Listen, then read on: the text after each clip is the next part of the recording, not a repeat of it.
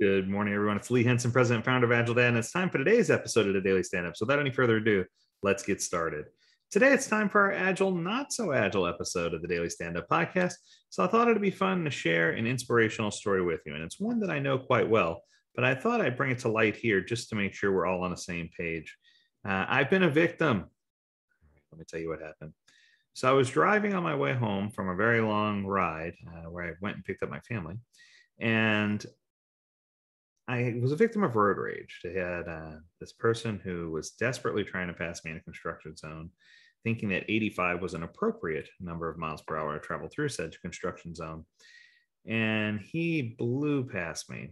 And I thought to myself, wow, I didn't do anything to anger this guy. It just happened that I was in front of him. And I was trying hard to go the speed limit and live a legal way and do the things that I should have been doing to be a safe driver. But it made me recall a story, and it's a story about anger, and it's a parable, but I think it's a good one. I think it's a good analogy. So there once was a boy who became a teenager, and he had a very bad temper.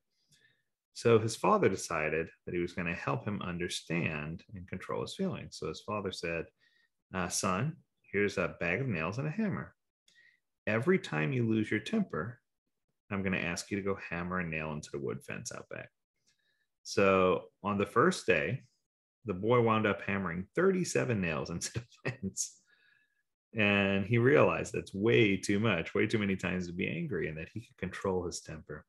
So he gradually began to control his temper, and over the next few weeks, the number of nails he was hammering into the fence continued to decrease, and it continued to give you fewer and fewer nails. And he was happy. He was discovering it was easy to control his temper than it was easier for him to control his temper than it was for him to hammer other nails into the fence, right? So over time, finally the day came when the young man didn't lose his temper at all. He told his father the news, and the father suggested that the boy should celebrate by going and pulling out a nail every day he kept his temper under control. So days passed, and this young man was finally able to go inside and tell his father that finally all the nails were gone. The father took his son by the hand and said, let's go for a walk, and walked him outside to the fence. And here's what he had to say. He said, you've done well, my son, but look at the holes in the fence. The fence will never be the same. When you say things in anger, they leave a scar just like this one. You can put a knife in a man and draw it out. It won't matter how many times you say you're sorry, the hole will still be there.